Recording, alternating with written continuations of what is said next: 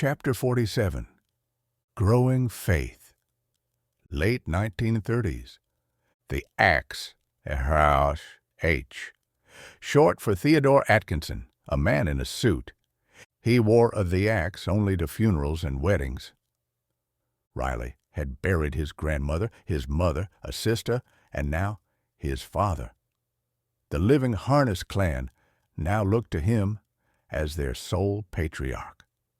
With a wife, a half-sister, 8 children, and 3 neighboring sisters with family, there was much on his shoulders to bear.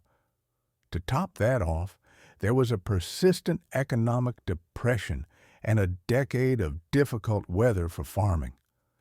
The man who sometimes had no money but was able to feed and help those in need only grew stronger in his faith. He knew that worry wouldn't change anything, but God would. The Harnesses were part of helping to support and organize a church on Bear Creek. Using the Cooper Schoolhouse for their meetings, the New Hope Missionary Baptist Church was started on September 30th, 1939.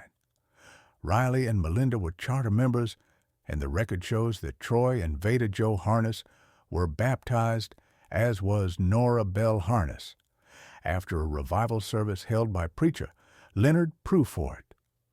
Perry Harness says that he was saved also, but he didn't make his faith public until after he returned from the Army and was then baptized in Crooked Creek near Harrison. Riley Harness was appointed as the Sunday school superintendent of the newly organized church. When a preacher was not available to come on Sunday, Riley would read some scripture, comment, and give a prayer. Alfred Lafayette Firestone, who was known as Uncle Fate Firestone, was a preacher and would do street preaching wherever he could. He always wore a long overcoat regardless of the weather and was eccentric. He sometimes came up Bear Creek, where the office of a reverend was respected. Although, when he was in Marshall, he slept in a coffin he had built in the back room of Hensley's drugstore. He is buried in Marion County. The Harness boys always looked forward to warm weather so they could kick off their boots and go barefooted. That event also marked the beginning of swimming in Bear Creek at a favorite hole of water they called the Stewart Hole, near the Rock House, where Aunt Parthena Stewart lived. A neighboring woman named Martha Blaylock was known for having good things to eat, and the boys loved her offerings. Her kindness and cooking were a sweet memory for them. It has been said that food preserves a memory. Fishing on Bear Creek was limited due to the size of the stream and the pressure of those who wanted to catch fish.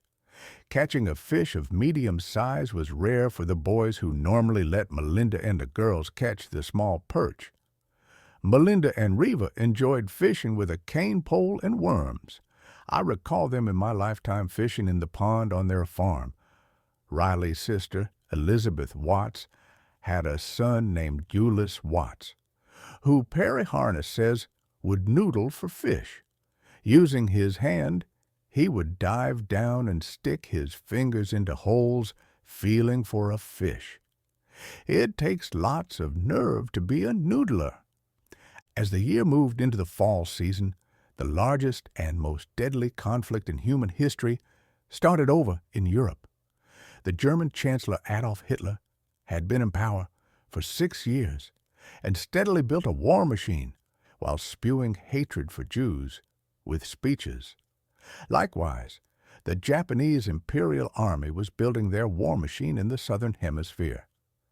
FDR was warned by letter and signed by none other than Albert Einstein that uranium might be used for an atomic bomb in the event of war.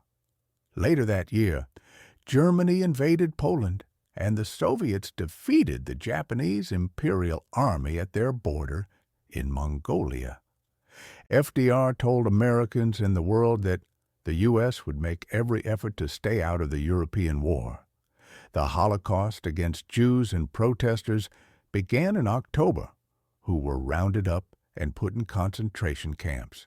Germany clearly had a dictator, and the prospect of a growing war was heavy on the minds of Americans. Many Americans had German heritage and were appalled at what they saw happening in their beloved homeland. It had only been 2 decades earlier that Germany started a terrible war, and now the abominable behavior was being repeated. As World War II was getting started, the Dust Bowl era was ending. By 1939, 3.5 million people had left the Great Plains, with most of them going west in search of a better life. Although they came from Oklahoma, Arkansas, Missouri, Iowa, Nebraska, Kansas, Texas, Colorado, and New Mexico, those migrants who were forced to abandon their farms were known as Okies in the states and towns they immigrated to. Yet it wasn't just farmers who migrated west. Professional people moved away as the disaster left them jobless. California was the most popular destination. In 1 year, over 86,000 people migrated to the Golden State. In the fall of 1939, rain in significant amounts came to many areas that had been devastated by drought. But now many places had lost most of their topsoil. There was little to nothing to go back to, so many stayed out west, never to return to the Midwest. Federal programs paid men to plant trees and establish the remaining soil with farming methods to stabilize the thin soil. Those who left Oklahoma gave opportunity for those in Arkansas to migrate and work the dirt left by the Okies. The Harnesses were among those who became sharecroppers for a season. John Steinbeck published a book titled The Grapes of Wrath. Set during the Great Depression and Dust Bowl days, a poor tenant farming family set out for California with thousands of others seeking opportunity. The book was made into a movie in 1940, played by Henry Fonda, and the book became a frequent requirement for reading in schools. I was shocked to read the book in high school and find that it had cuss words, drinking, and fornication. It was in our school library and was a contradiction to school codes and general morals of the time.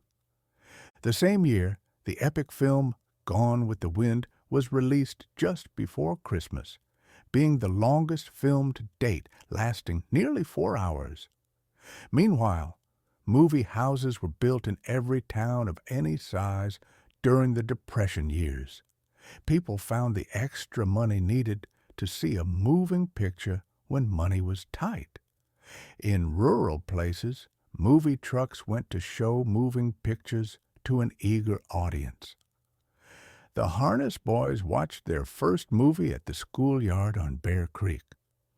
A portable movie screen and projector allowed viewers to watch silent movies for a dime. Music and movie entertainment helped Americans take their minds off their hardships and the threats of a conflicted world. The population of Searcy County had been in decline for a decade, while those who went west to find new opportunities found a mass of poor migrants like themselves, having few places to settle or find work. Jobs were nearly impossible to find, and wages were low. The Okies were repugnant to those who saw them as competition. I experienced some of this in 1976 in Oregon, where I was called an Okie and resented for taking a non-union position with a roofing company that was an open shop with both union workers and those who were called scabs. Riley stayed on the Bear Creek farm to scratch out a living, making every effort to be diligent and looking to God for strength and favor. Uncertainty had become a way of life for him, but his staunch resolve to be a dirt farmer was enough to feed and sustain them all. It was a spirit that had always characterized farmers and is still true today. The combination of independence and passion for the art of growing crops, flocks, and herds continues to feed us all. Reflection.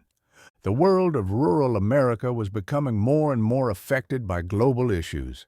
The days of the explorer, the trapper, and the independent pioneer were gone in the Ozark Hills. Like it or not, a global world was invading the wild spaces of the once new world. President George Washington often quoted a scripture that helped him hope for a day of freedom and peace. But they shall sit every man under his vine and under his fig tree, and none shall make them afraid. For the mouth of the Lord of hosts hath spoken it. Micah 4:4, World War XI. Era. We shall fight on the beaches, we shall fight on the landing grounds, we shall fight in the fields and in the streets, we shall fight in the hills, we shall never surrender. Winston Churchill. Uncle Sam Wilson was based on Samuel Wilson. It was first used in the War of 1812 and personified the United States government. The icon embodies the American spirit and is used frequently of our nation. Samuel Wilson was a Scots businessman from Troy, New York, who provided the army with barrels of beef and pork for the war in 1812. The barrels were labeled U.S. for the United States, but someone suggested it represented Uncle Sam instead. Thereafter, Uncle Sam was shorthand for the federal government.